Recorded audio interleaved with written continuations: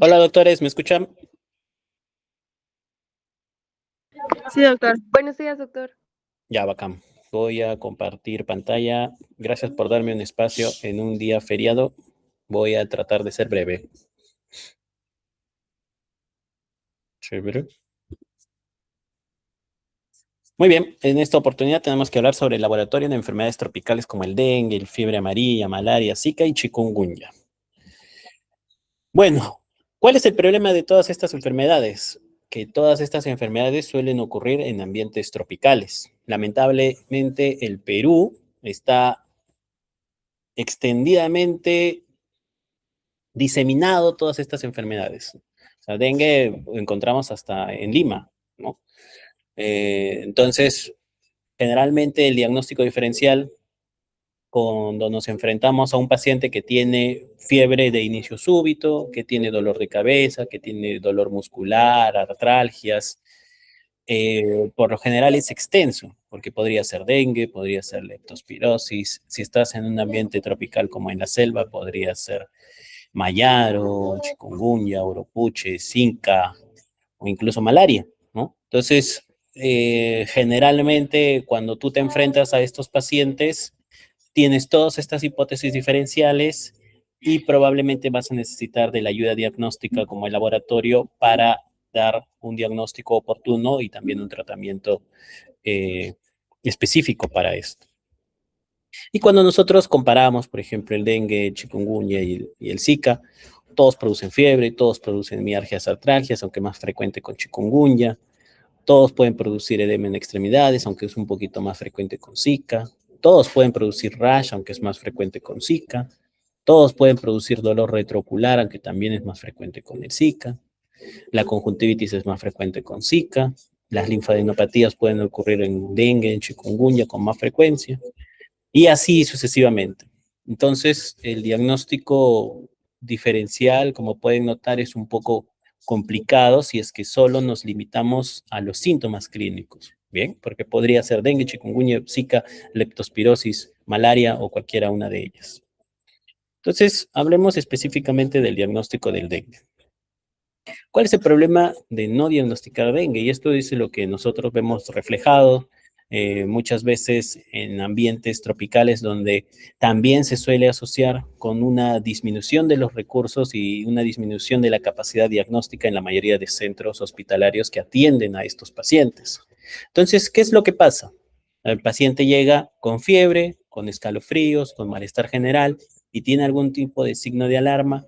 Por lo general, este paciente va a ser hospitalizado y va a ser manejado como dengue. Pero a la par, como tú no sabes distinguir si tiene leptospirosis, muchas veces usamos antibióticos y le ponemos ceftriaxona, o si es ambulatorio le damos amoxicilina o doxiciclina. Si tienes los medios para descartar malaria, ya sea pruebas rápidas, gota gruesa o frotis sanguíneo, descartas malaria y si no es malaria, lo tratas como dengue. ¿Por qué? Porque el dengue, el manejo es con hidratación forzosa, a diferencia de la malaria, donde la hidratación forzosa podría condicionar cierto riesgo de complicaciones como edema agudo de pulmón, por ejemplo.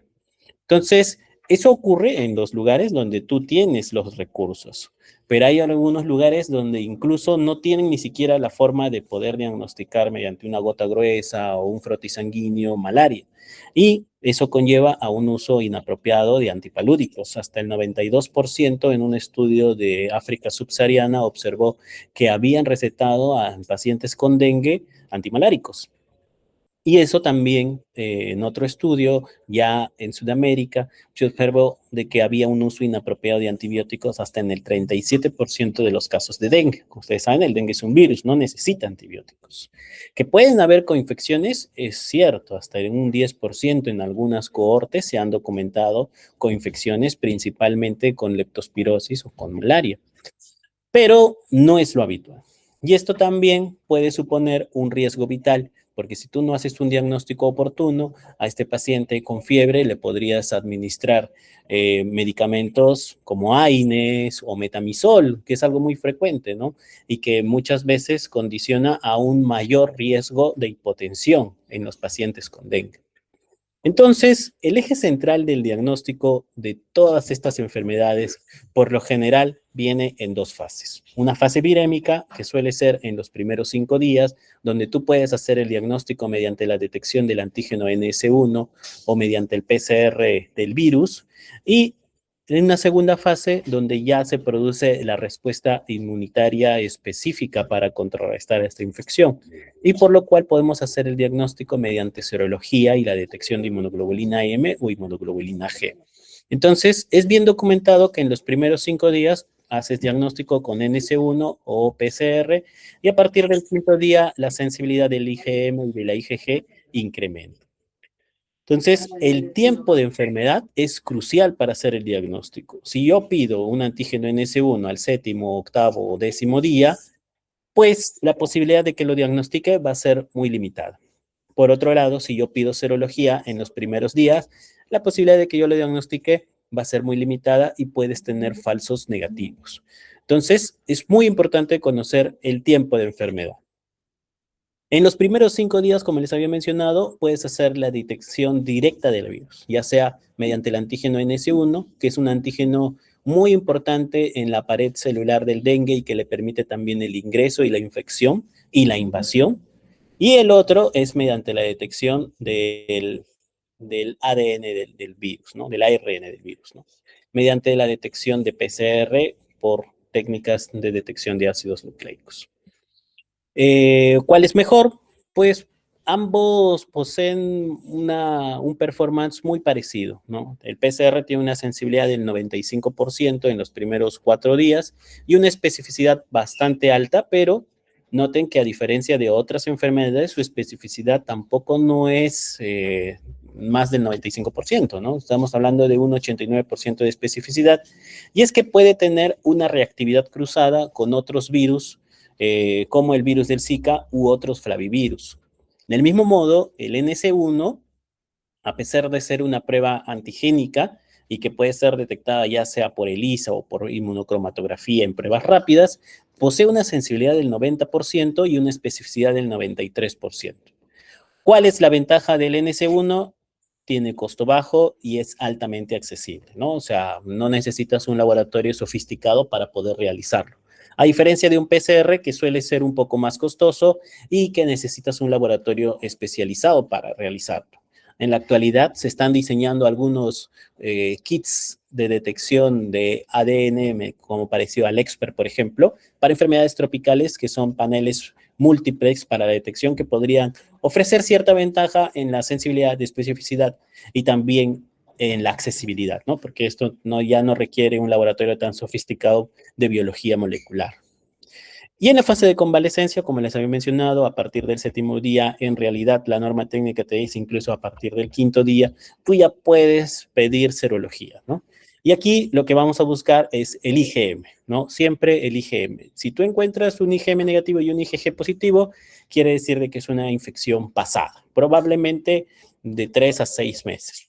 Mientras que el IgM positivo sí te sugiere una infección reciente que por lo menos es entre 1 mes a 3 meses. Entonces, el uso temprano de la serología en los días 0 a 4 solo tiene una sensibilidad del 17%, a diferencia de cuando lo usamos entre el día 5 al 14, donde su sensibilidad puede ser hasta de un 82%. Entonces, nunca debemos de pedir el IgM en los primeros 5 días de enfermedad porque te va a ocasionar falsos negativos. Entonces, esta es una matriz diagnóstica comparativa entre todos estos. Ya sabemos que las pruebas de detección del virus RT-PCR o ELISA NS1 en la norma técnica, en Perú, por ejemplo, nosotros usamos NS1. Yo, por ejemplo, en mi hospital tengo un cassette de lateral flow, o sea, es una prueba rápida, inmunocromatográfica, que te detecta antígeno NS1, anticuerpo inmunoglobulina IgM y anticuerpo inmunoglobulina IgG, ¿no? Entonces, de esta forma puedo hacer el diagnóstico con este kit de lateral flow de infecciones agudas o de infecciones en fase de convalecencia. ¿Cuál es el problema de los lateral flow y también de la inmunoglobulina de la serología, e incluso también del PCR? Es de que pueden tener reactividad cruzada con otros virus, ¿no? Principalmente con Zika, con fiebre amarilla, con fiebre del Nilo occidental o encefalitis japonesa. Entonces, estas son causas muy comunes de un IgM ELISA positivo. Por lo tanto, a pesar de que para nuestra norma técnica el diagnóstico confirmado es mediante la serología o mediante el DNS1, tú tienes que tener siempre en cuenta que incluso hasta el PCR te puede dar estos falsos positivos. Algunas consideraciones especiales, las pacientes embarazadas son de alto riesgo para el diagnóstico y es muy importante diferenciar dengue y Zika. Ambos tienen resultados malos en el embarazo, ambos se asocian a parto prematuro, riesgo de aborto, riesgo de pequeños para su edad gestacional, pero el Zika principalmente en los primeros trimestres del embarazo se puede asociar con problemas neurológicos serios, ¿bien? Problemas oculares y también hidrocefalia. Bien, entonces es muy importante diferenciar dengue de Zika en las pacientes gestantes porque podrían requerir un seguimiento más especializado. Por otro lado, en las zonas endémicas de malaria, siempre hay que descartar malaria, ¿no? ¿Por qué? Porque el tratamiento es distinto, ¿no? O sea, un paciente con dengue, pues por lo general son cuadros autolimitados que el manejo, incluso cuando requieren hospitalización, es hidratación optimizada. Por otro lado, malaria, no, malaria sí necesita un tratamiento antiparasitario dirigido y tenemos que ser muy juiciosos con la hidratación, ¿no? Entonces, siempre es importante diferenciarlo en zonas tropicales. Y también evitar el uso inapropiado de antibióticos, ¿no? Lógicamente, si tú tienes un diagnóstico de dengue o de malaria, pues ya no deberíamos de usar antibióticos. El diagnóstico oportuno te va a ayudar a prevenir el choque hemorrágico porque tú vas a dar una hidratación forzosa y vas a evitar fármacos que pueden contribuir a mayor riesgo de shock, como es el uso de ácido acetilsalicílico, AINES o metamizol. En cuanto al diagnóstico de malaria, el diagnóstico de malaria, pues, es por sospecha, primero la sospecha diagnóstica, que lo vas a tener en un paciente que tiene fiebre, que tiene dolor de cabeza, que tiene malestar general, artralgias, y que viene en una zona de alta prevalencia. Pero el síntoma cardinal siempre va a ser fiebre. La sensibilidad del cuadro clínico para el diagnóstico de malaria es de un 100%, pero noten su especificidad. Su especificidad puede ser del 0 al 9%. Entonces, vemos de que con la clínica podemos sospecharla, pero no la podemos confirmar. Entonces, para confirmarlo necesitamos pruebas de ayuda diagnóstica. ¿Qué es lo más accesible y lo más ampliamente distribuido en la mayoría de centros? Pues la microscopía. La microscopía incluye el frotis de sangre y el examen de la gota gruesa con tinción de Giemsa. Tiene una sensibilidad que es variable según el observador. Si tienes un laboratorista que es experto, ellos pueden observar hasta 5 parásitos por microlitro de sangre. Pero por lo general, la mayoría de personas que trabajan en laboratorio pueden observar un promedio de 5 a 100 parásitos por microlitro. Su especificidad es bastante alta. Y además, la microscopía y principalmente el frotis de sangre delgada, va a permitir identificar las especies, como Plasmodium knowlesi, Plasmodium malariae, que estas a veces son muy parecidas y puede haber dificultades, pero puedes detectar Plasmodium falciparum, que es el que se asocia con mayores casos de gravedad y que también tiene un tratamiento muy distinto de las otras formas. Y también es confiable y de bajo costo y por lo general suele ser el estándar de oro clásico. Tenemos otras pruebas, como las pruebas de diagnóstico rápido, que son dirigidos contra antígenos muy específicos del plasmodium, pero su sensibilidad oscila entre un 85 al 94%, tienen un umbral de detección de parásitos de 50 a 100, pero pueden ser realizadas en la cama del paciente, ¿no? Y te dan resultados en 10 minutos. Entonces también pueden ser bastante aplicables, fáciles y de mucha ayuda. Su especificidad suele ser superior al 95%, aunque pueden tener fenómeno de prozona, como ocurre con otras enfermedades como en las treponemas o en la salmonelosis con el test de Widal. El diagnóstico molecular, pues el PCR convencional es el que lleva la delantera, tiene una sensibilidad microscópica extrema, puede detectar hasta menos de 5 parásitos por microlitros e identifica coinfecciones y genes de resistencia. ¿Cuál es el problema del PCR convencional? Nuevamente, laboratorios especializados, ¿no? Ni siquiera en nuestro hospital de Tacna, ninguno de los dos hospitales, ni el Hipólito Unanue, ni el laboratorio del hospital Daniel Alcides Carrió, tiene biología molecular, ¿no? Entonces, esto requiere laboratorios especializados que muchas veces en estas zonas tropicales pobres, con hospitales no bien implementados, no se suele tener. ¿Qué se ha diseñado y qué está en investigación? Pues técnicas isométricas de amplificación de ácidos nucleicos como el AM o el RPA, que parecen ser pruebas más fáciles de aplicar. Son técnicas que pueden detectar ácidos nucleicos, tienen alta sensibilidad y con mucho menos costo y menos difíciles de procesar, incluso sin energía eléctrica. Entonces, si vemos la límite de detección de un microscopía experto, suele ser 5, pero por lo general es entre 50 a 100, ¿no? Las pruebas rápidas de 50 a 100, el PCR de menos de 5 y la citometría de flujo es una prueba mucho más especializada que puede detectar desde 0.05 a 0.1% de parasitemias. También una de las ventajas de la gota gruesa es que te va a diferenciar por cruces la cantidad de parásitos que tienes por campos, ¿no? Entonces, si tienes 2 cruces de 2 a 20 parásitos, 3 cruces de 21 a 200, también te puede decir más o menos la densidad parasitaria, ¿no? Y esto es importante principalmente en el Plasmodium falciparum, donde esto puede modificar las estrategias diagnósticas. Y cuando tú registras el resultado de la gota gruesa, te van a poner, por ejemplo, gota gruesa positiva y te ponen una B entre paréntesis. Eso significa de que es un Plasmodium vivax. Si te ponen la F, es un Plasmodium falciparum. Si te ponen la M, es un Plasmodium malariae. Y si es una mixta, te pondrán ahí cualquiera de estas siglas, ¿no? Asimismo, en las infecciones por Plasmodium falciparum, también es importante que ellos te describan, el laboratorista te tiene que describir, y esto está ya en la norma técnica, y cuando ustedes vayan a estas zonas tropicales, si es que trabajan en alguna de ellas, les van a informar también si es que es un Plasmodium falciparum, que son solo anillos, si son solo gametos, o si son anillos y gametos.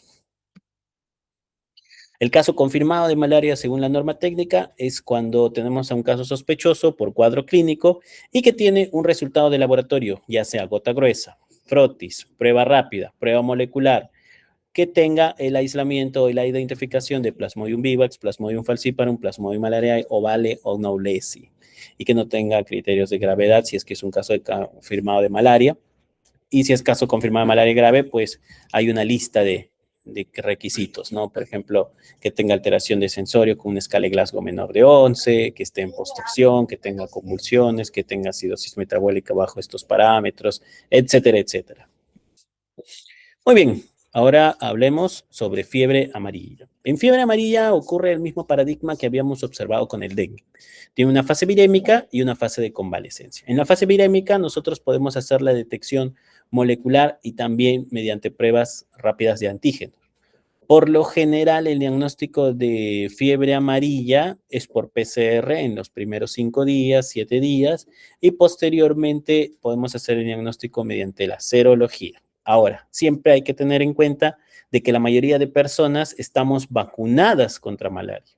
Y por tanto, tú podrías encontrar una inmunoglobulina G positiva para fiebre amarilla, y eso no significa de que sea una infección pasada, sino es solo una huella inmunológica, ¿no? Entonces, otra de las ventajas que tiene la fiebre amarilla en el diagnóstico es que si bien en la sangre lo puedes encontrar en los primeros 5 días, en la orina puede ser detectado hasta los 20 días post-infección. Entonces, el PCR te ayuda mucho. Entonces, cuando tú tienes sospecha de una fiebre amarilla, tienes que pedirle PCR en sangre y PCR en orina, principalmente cuando ya tiene un tiempo de enfermedad un poco más alto, ¿no? Y si lo hacemos en tejidos, se pueden encontrar incluso en el estado post-mortem, o sea, más de 20 días, ¿no? Eso es en pacientes donde tú puedes hacer una biopsia, ¿no? Entonces, la orina y el semen son pruebas que te pueden ayudar mucho para la confirmación diagnóstica de fiebre amarilla de forma confirmatoria. Entonces, por lo general, el screening es mediante una ELISA IgM, siempre hay que tener en cuenta de que puede producir reactividad cruzada con otros virus, como ya habíamos visto, incluyendo el dengue, ¿no? Entonces, aquí lo que tenemos que determinar es si es que es una infección por fiebre amarilla, si es que es una cepa salvaje, si es que es un dengue concurrente, si es que es un falso positivo por dengue o es un evento adverso por la vacuna, ¿no? Entonces, ¿cómo determinamos esto? ¿Cómo diferenciamos todos estos problemas? Pues generalmente con el PCR, ¿no? El PCR que te podría ser rentable en sangre o en orina. Y también si tenemos solo anticuerpos, pues el ensayo de neutralización por reducción en placa puede ayudarte a determinar la especificidad viral en la serología. En el caso del Zika ocurre algo muy parecido. En el suero o en el plasma suele detectarse en los primeros 5 días, principalmente hasta el tercer día. En la saliva también se puede detectar ADN del ARN del virus del Zika. Pero en la orina esto se puede detectar hasta 20 días o incluso a veces más después de la infección. Entonces, también podemos hacer el diagnóstico del Zika. A veces es más rentable la orina que la sangre. También se pueden hacer cuando hay sospecha en pacientes embarazadas, por ejemplo, lo podemos pedir en el líquido amniótico o incluso en el semen cuando queremos confirmar infecciones de transmisión vertical. El nudo serológico en los flavivirus, y esto es una gran limitación, es que pueden tener reactividad cruzada, ¿no? Zika, dengue, fiebre amarilla, pueden tener reactividad cruzada y no necesariamente una serología positiva, incluso una IgM va a significar el diagnóstico. Entonces, en estos casos donde hay fiebre amarilla, suele haber también dengue y por supuesto también Zika. Entonces, la única manera de diferenciarlos en el tema cuando tú tienes un IgM positivo es PCR o, ya les había dicho, la prueba de neutralización en placa. En el caso de chikungunya, el chikungunya tiene una alta viremia, que es al inicio de la infección, en los primeros 5 días, y posteriormente el diagnóstico se puede hacer por serología. Las pruebas de inmunocromatografía tienen una alta sensibilidad y especificidad y pueden ser muy útiles para el diagnóstico en los estadios iniciales. ¿Cuál es el problema? De que chikungunya tiene una homología muy parecida en sus aminoácidos y esto puede ocasionar problemas tanto en las pruebas serológicas y también en las pruebas de PCR. O sea, tiene una similitud muy, muy parecida con el virus Mayaro, por ejemplo, ¿no? Y virus Mayaro es un virus que suele habitar donde hay chikungunya. O el virus Ongyong, ¿no? Entonces, tiene una homología de aminoácidos que es superior al 90%, principalmente en las proteínas de envoltura como la proteína E1 y el E2, y esto puede generar falsos positivos con relativa alta frecuencia. Entonces, siempre tener en cuenta esto cuando vamos a hacer el diagnóstico de chikungunya. Podemos hacer el diagnóstico mediante el PCR, aunque no hay PCRs estandarizados y muy bien validados para chikungunya. Entonces, se puede hacer la detección por antígenos E1, E2 en pruebas rápidas o serología a partir del 7º día, siempre teniendo en cuenta que puede tener una reactividad cruzada con el virus Ongyong o el virus Mayaro, ¿no? En el caso del Zika, ya sabemos de que la orina es la más rentable para el PCR, con duración hasta más de 20 días incluso. En la fiebre amarilla, sangre o PCR en orina, hasta los 20 días puede tener una buena rentabilidad. Y en el caso de malaria ya habíamos dicho de que la prueba de estándar clásica es el frotis sanguíneo. Y bueno, eso es lo que quería conversar con ustedes en esta oportunidad. No sé si hay preguntas.